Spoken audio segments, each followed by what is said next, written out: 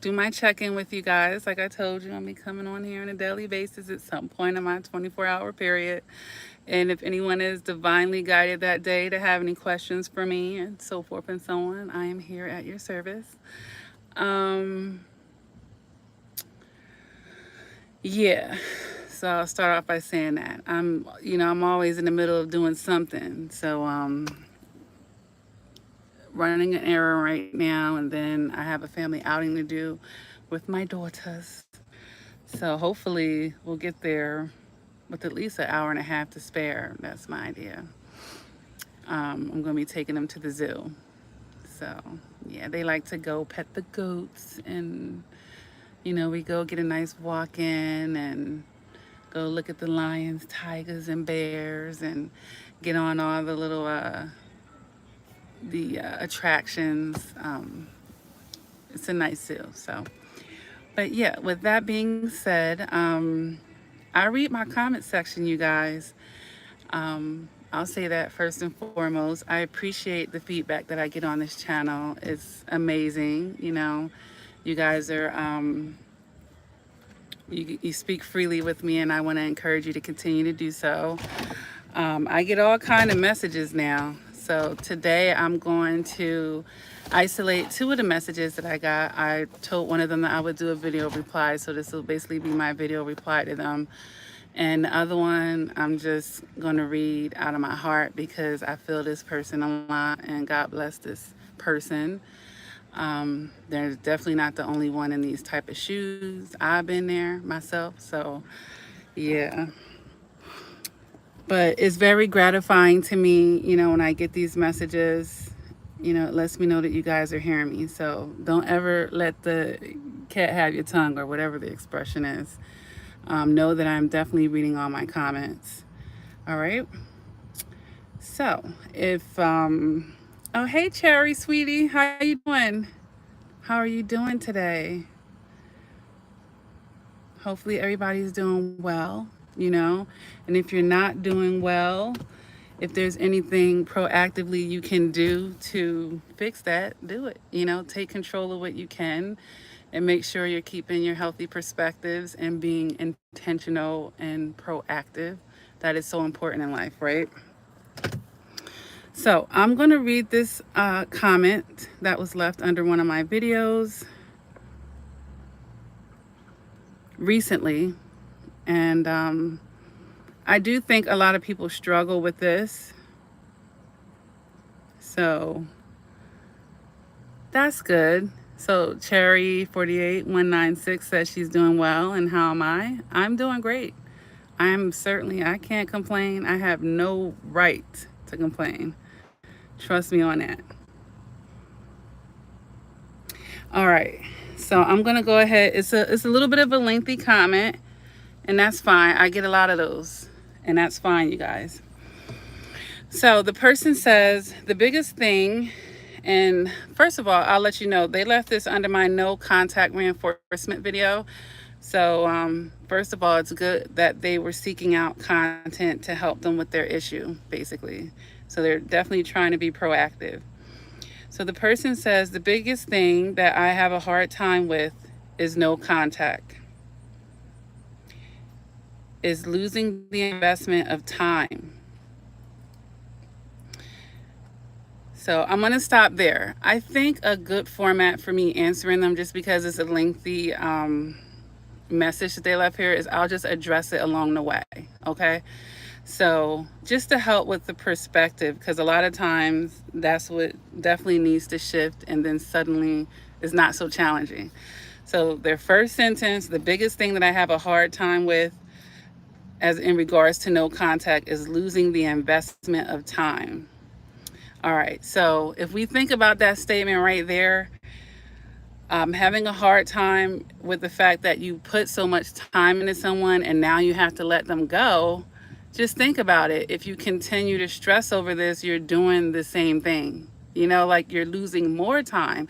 You're actually investing more time at that point by not cutting your losses and, deciding to just move into the acceptance stage of the grieving process, because that's also something that's probably not occurring at this point, um, because you felt like, man, I went too far. And that a lot of times people stay for those reasons. So this person left the situation and they're no contact, but it's like, I made a huge investment. Now, let me just stop and say this. Manipulative people understand this about human nature. The more we tend to invest in someone, the more we're not going to want to let go of that situation. Let's take a guy that may be dating a female and she made him work for things, you know. Now, the female that probably, and there are exceptions, the female that probably just made it easy, gave it up in one date versus the female he took out on 30 dates and had to go through, jump through a bunch of hoops. When he finally, wow, they're really loud. Mm, all right, they're leaving. When the person finally gets the one that made them jump through all them hoops, it feels more valuable because you have put more resources into that. So narcissists understand that too. And that's why they try to get you to make all types of investments, not just financial ones, but emotional investments. The more emotionally tied you are, of course, is like, I have to unravel, I have to release all these emotions. And that's the hard part as well. But you're just investing more emotions, honestly, by not doing that. So you're inadvertently doing the same thing. So the biggest thing that I have a hard time is with no contact is losing an investment of time. And you can also just look at this at what kind of investment were you making. If it's a poor investment, even if you had the best of intentions, even if you were putting your best foot forward, if someone's telling you like, look, this stock is going to be like 1 cent tomorrow, I still want to put $1 million on it because I had high hopes for it and because I already put $10 million on it. You know what I'm saying? Like, that's not going to be smart. That's definitely not going to be smart. Why is all these people coming around right now? This is funny. Yeah. So, you know, my phone keep timing out because I'm literally looking at the message. I screenshot it. Uh, why phone? No. Sorry, you guys. I'm literally trying to find it. Hmm. Here it is. Mm-mm-mm. So yeah, back to that first sentence again. The biggest thing I have a hard time with is with the no contact, is the investment of time. So that might not actually even be the biggest thing. It's the perception is the biggest thing. So I'll also make that point as well. Shifting your perception on making actually inadvertently making additional investments into the situation that are still going to continue to be fruitless in some type of way. All right. They went on to also say, when I pull out of the relationship, I avoid losing more time, but I have much less to invest in something new. So, I don't know if these people were married, if it was a long-term relationship, but if you feel like you don't have anything to invest in something new, that's okay. Like, who says you have to be going into another relationship? And perhaps right now, the investment you really should be making is just into yourself. Okay? So there's a little bit of a codependent energy here that I'm feeling as I'm, reading more of this. And it's like, I don't know if the person isn't valuing their time as much because it's like, yeah, I'm not going to lose any more time, but, like, you better value your time because that's technically the one thing you can't get back. Money and all that other stuff, you can get that back. God can release that right on back to you as soon as you get out of the energy. But the time, you're only, the time that we have, the days, the months, like 1 second ago, you can't get that back. All right. So hopefully you're not minimizing your own time here. So let's continue on. They said, sometimes I doubt if I will ever have the willpower to invest in a person like I did for them again. All right. So this is just feeling with a lot of people feel early on after a breakup, and they went above and beyond. They overextended themselves, bent over backwards, overstayed their welcome into the relationship, and now they're feeling drained. It's like, oh my God, and I doubt if I would ever have the willpower to invest in a person like I did for them again. That might be a good thing. Now that I'm reading it again, I think that's a good thing. You don't need to be invested in a person like that again. That was unhealthy. It sounds unrequited. It sounds unreciprocal. So it's a good thing that you're not doing this. It was an imbalanced situation. So we need to turn that doubt into a definite. You know what? I'm not going to do that again. I think that's a good thing, sweetie. But the fact that, I'm reading it, I can feel your energy. You're seeing this. You're seeing this as a negative thing. Okay. And we definitely want to make a shift on that perspective yet again. Okay. So a lot of perspective here that needs to be shifted. So let's continue. It says, they say, like the market, there is a temptation to buy in when the stock seems abnormally low, expecting it to rise again. Yeah, well, that's not how you want to deal with people. That's like saying, I'm going to buy you at your worst and I'm going to hope your potential plays out. That's a very dangerous thing to be doing. You don't bring that part of the stock market analogy into it. You don't want to do that. You definitely don't want to do that. All right. And then they go on to say, personally, I won't go back, but I do grieve the year I spent with them or glued to the WhatsApp when I wasn't. Okay. So this was a year of your life. So now that part has been revealed. And grieving is a good thing. We just don't want you to get stuck in the grieving process, right? Okay. And glued to the WhatsApp. Yeah. So it sounds like, you definitely had some love bombing going on here. And that codependent energy make y'all very needy and obsessive towards each other as well. So let's continue. They go on to say, many hours and now poof. I know it's the right thing for me, but damn, not only am I out of gas for something new,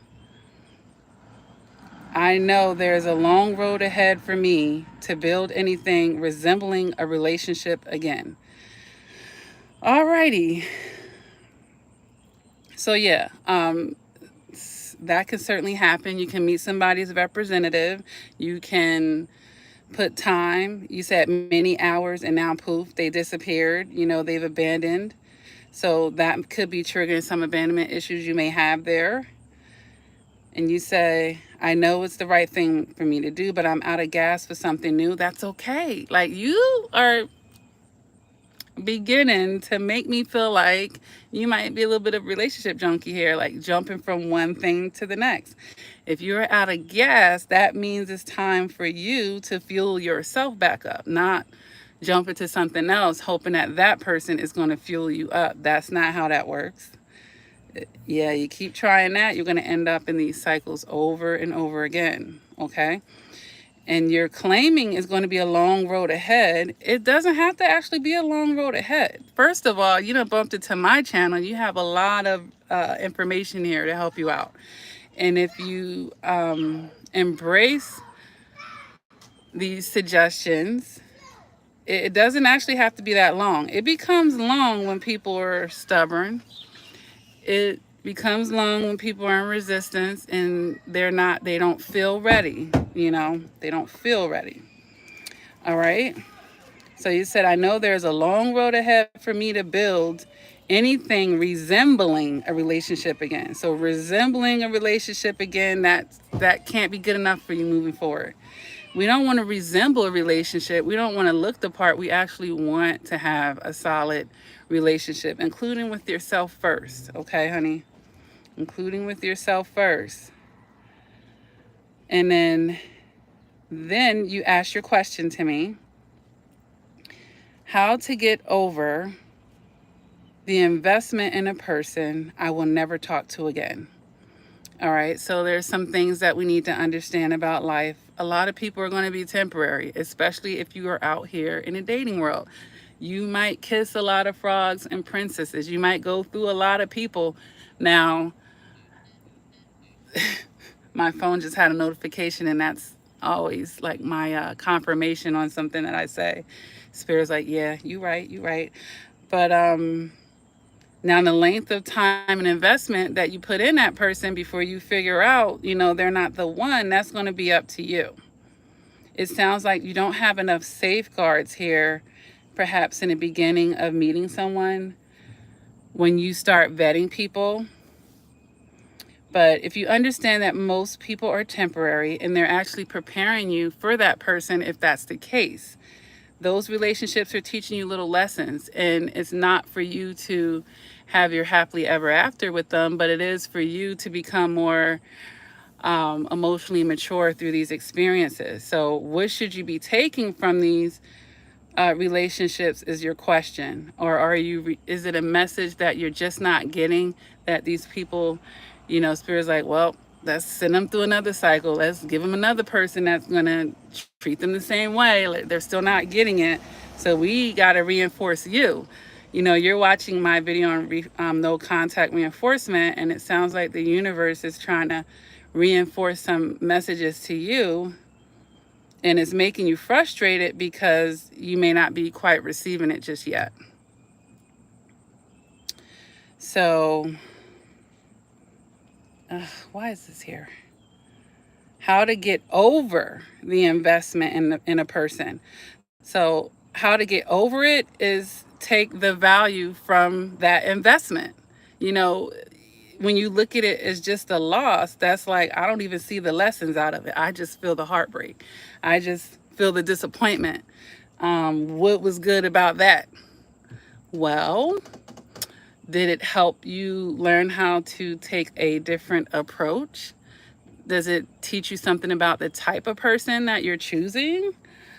How much access people are getting to your emotions and your heart space right off the rip? How about prematurely assuming that a relationship is going to be something that it hasn't been proven to be yet? These are some things that could be going on. Like, some people, they get in a honeymoon phase of a relationship and everything just feels so perfect, and they really get lost in that, and then that might make a codependent person really rev up their contributions, and then psychologically they're making all they're planting seeds deep in their brain about this connection, and then when things come out of that honeymoon phase or you meet the real representative of this person, is like, oh, what am I going to do with this? This was a sham. This wasn't nothing I thought it was going to be. And you planted it so far into your consciousness, almost damn near into your subconscious, you don't even know how to view it another way now. You don't know how to let go of it. You put all your eggs in that basket. That's not how you should be dating anyway. You shouldn't be dating that way. Dating is just that. It's not a marriage. It is not an engagement, It's not. I didn't go back against the wall. I wanted to make sure that I didn't cut a hole So, in the table. how to get over the investment in a person I will never talk to again. Be thankful for it as well, because if you weren't being requited and reciprocated, why do you want to talk to him again? Unless you're still stubbornly trying to force the issue of things working out and being something that it was never intended to be. You got to understand, like, sometimes that just wasn't going to be it, you know? But what it could have been, to the best sense, in the best way, was you learning and tightening up the cracks of your foundation so that you can actually make better choices in these people and start attracting better quality people, or recognizing the better quality people that you could already be attracting, but you're choosing the other person. It's a process. It's a process. Like, we're taking it is serious. It is serious, but sometimes we're taking it a little bit too serious, I feel, with the dating process, and not trusting the process. Like, if somebody wants to go, let them go. Why would you want to force somebody to stay there, right? And this person isn't trying to do that, but energetically, it's kind of like doing that when you're, not wanting to let go. So it just sounds like, generally speaking, with this person, they just really need to get their perspectives right, and maybe work on some codependency here, and understand that it's okay to take a break, after you've had a relationship. It's okay. And to also understand that you got to fill your own cup up, not with another relationship. Well, the relationship with yourself, okay? But not with an external one. You don't have to be partnered up. You don't have to be glued to anybody, even if you're married to them, right? So, I'm sure that I have lots of videos here on no contact. You can continue to rewatch this one that you were watching, of course. Um, yeah, you could definitely do that. I do still offer coaching, so if you want to get some professional reinforcement, you can do that as well. You don't have to go at it alone. You're not trying to, you know. All right, so I think I'm gonna leave that comment there. I don't think there's any questions right now, so I can hop into the other comment that I was going to do. Hey, CK, how are you doing, sweetie? You were on last night's live chat too. Yeah. All right. So the other thing, and this person wasn't really asking me a question, they were just making a comment, but I felt it. And this was under my part one, I believe, about having a baby with a narcissist. Yeah, a lot of women have really leaned on that video. So the person wrote, I want to watch this, but I'm afraid of it. I'm afraid it might be deeply upsetting to me. I was isolated and abused by a well heeled, diabolical narcissist while pregnant with his child. I could say so much, but it suffices to say that we are dealing with evil.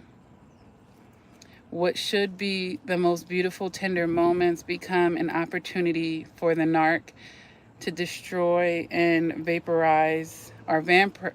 No, she said vaporize all the more, vaporize you all the more. I can think of fewer things sicker than being abused while in labor. To this day, I have difficulty seeing pregnant women or moms with babies and toddlers. So I did reply under her comment, and I did say it may be triggering, but it's also filled with helpful advice and reassurance to let you know that you're definitely not alone in this type of experience. All right. And she replied back, thank you for your kind words. Yeah. But that's messed up, you know. That's messed up. And I would have that other person, I don't know, was it a male or a female? Hmm. I can't tell if this was a man or a woman, but either way, being a man having a woman with a female narcissist, or Vice versa, it still sucks. I mean, even more so, I think, for the woman, because you have to actually, you're going through the pregnancy. But even for a man, your life can be a living hell. And this person, yes, they put a year into that relationship, but it could have been worse, honey. It could have been worse. Go read a comment like what I just read right now, and you will know partly of just how much worse it could be. All right. But for this young lady, I definitely don't want her to feel like she's alone. Like, I feel a lot of PTSD in that comment, honestly, when I read that.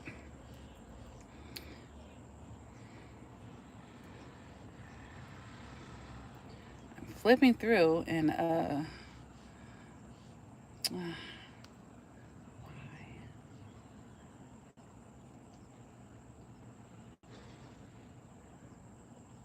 sorry, you guys. Why aren't these? I thought that I was putting them side by side, honestly.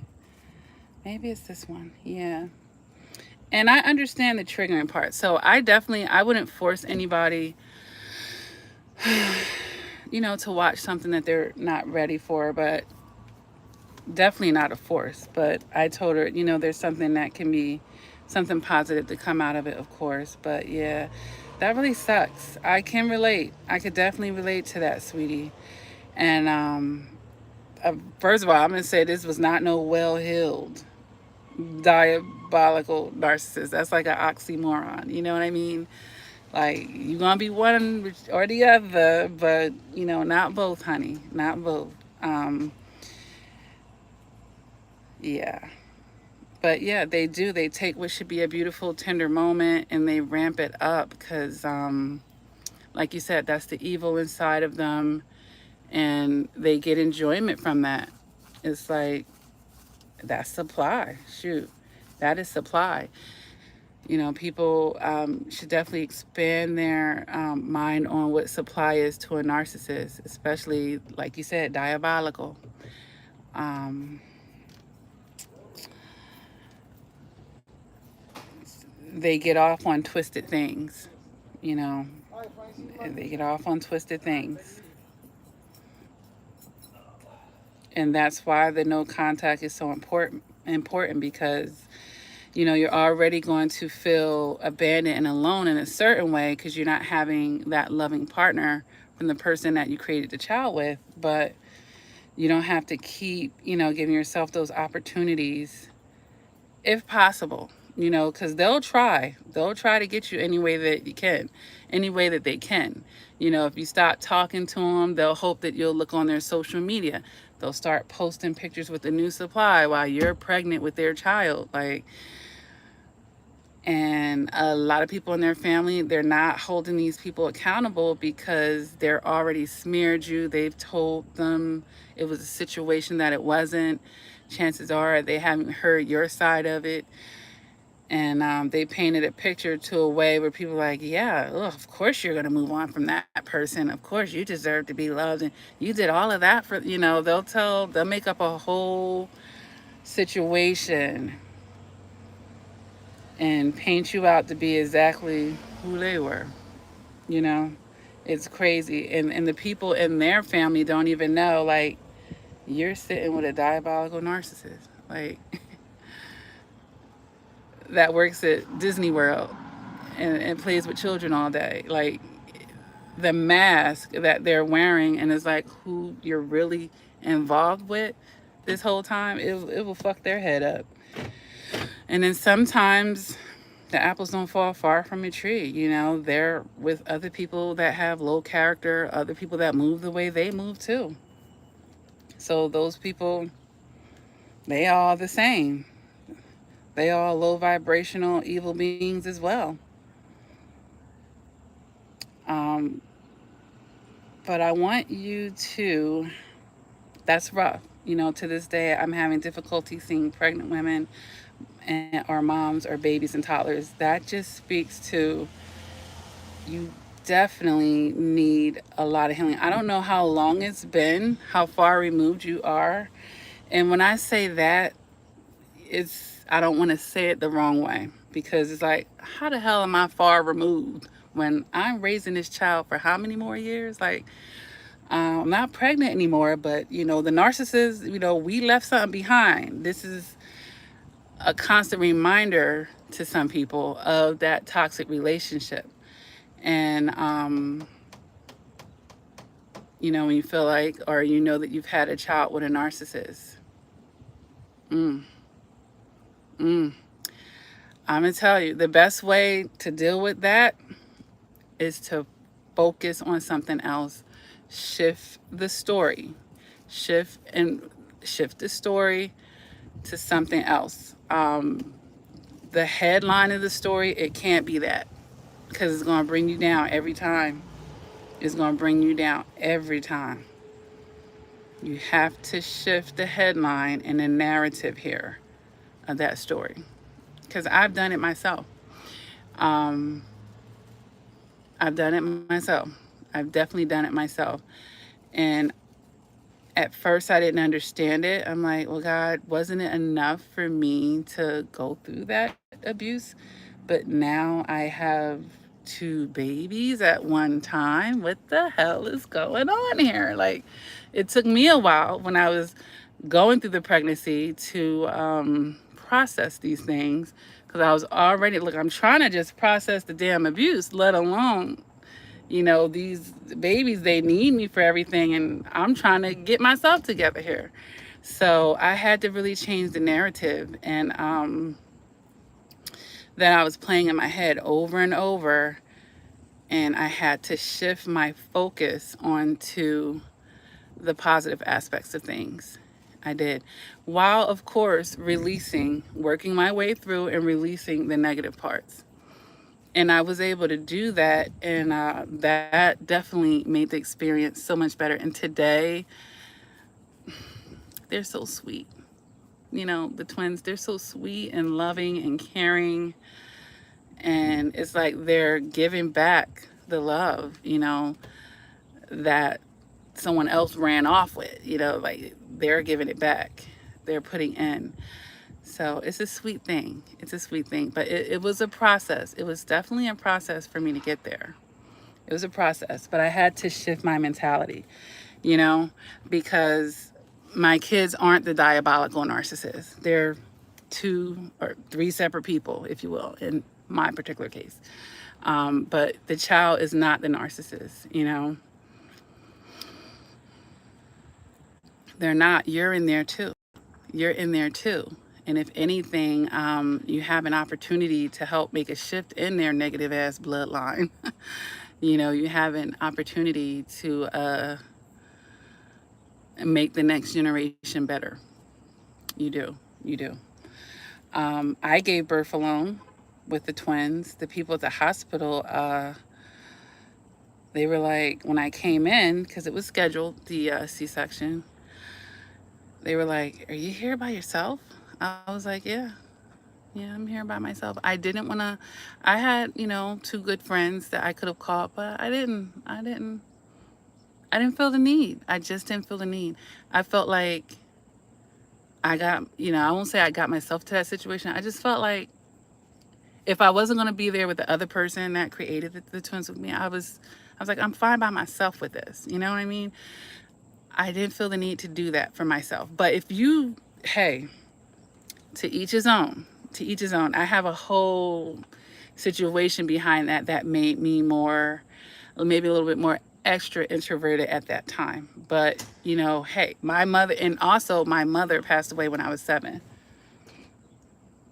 If my mother had been alive, I, I felt I would have had her there with me. But it would have had to be someone that high up the totem pole for me, you know? So, because I didn't have her and my grandmother had passed away, like I didn't have like the matriarch, I was my own matriarch. It was me and God, pretty much. And I had my 2 friends and they had their own situations. I was like, I don't want, it's okay. Even though I'm sure they would have loved to have been there for me. I know they would have. But I gave birth alone. The hospital, they were like, "Oh, okay." And then here they are, set me up for the C-section. He was like, "Well, can we at least just take some pictures for you?" I'm really glad that they made that suggestion, because my mind wasn't even on that. And I really savor the pictures and the videos they took for me. Like, God just put me in the surgery room with some angels. Like, they were just so kind to me. And I needed that kindness after all of the, what word we gonna call it? Like the evilness, all that darkness. Mary, Mother of God, says, "Hey, baby, glad to see you. Glad to see you too, sweetie." And Helen said, "Mine's left me in the operating table with when you gave birth to your son." Yeah.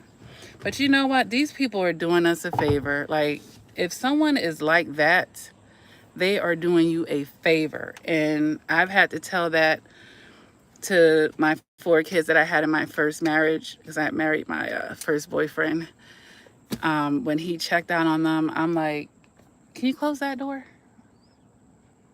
Thanks." Take. Oftentimes people are doing you a favor. Like, you feel entitled. Like, yeah, we signed up for something. You entered into a situation with me.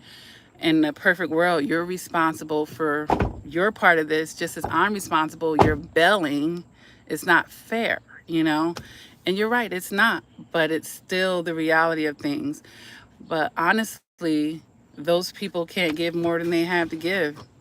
I mean, would you want their evil, vindictive ass there anyway? Girl, I think in one of my videos, I was talking about my second child that I had. Like, I married my first boyfriend. We had 4 kids together. And I almost kicked him out of the labor room. He had went to Atlantic City when I was so close at the end of my pregnancy, and it was the one time he needed to keep his ass near, and he came to be with me, but he had a funky attitude. I'm like, wait a minute, I'm the one in labor. Like, nobody told you to go out with your friends in Atlantic City when your wife is so close to having a child, And the lady was like, "Can you fan her? She seems hot." He gonna fan me like this, looking the other way. Because now, granted, this is our second child. Now, the first time he was looking, and I don't know, whatever he's seen, the birth canal, I don't know if it scarred him or what, not to be so humorous about it. But he's like, I'm not going to look at that baby come out this time. Maybe he was feeling that way, but I was not pushing, buddy. We weren't to the pushing part yet. Okay, we were to the painful ass contraction part because I let some midwife convince me to have a natural birth. I never did that shit again. What? That was the most painful. Jada, you were painful. She's right here right now. That was a painful birth, girl, on Christmas Eve. Shoot. She was born on Christmas Day. But yeah, he gonna fan me like this. I was so insulted. I'm like, oh no. I said, get away from me. And what the mother says goes in them rooms. I said, get away. Like, he literally stared over in a corner. I pulled you out with my 2 hands. Then I cut the umbilical cord. Yes, I did. You fanning me like that. Yeah, people, I'm like, yo, men, they don't get it. See, if they were the ones having these kids, it would be different anyway. Shoot, they'd be having mad abortions and all types of stuff. Excuse me, she's trying to get your attention. Oh, okay, yep, I'll come get it. All right, I have to go, you guys. I don't want to put you on pause. I have to sign some paperwork. I'll be back on later or something, all right? And maybe we can talk about this or something else. Take care.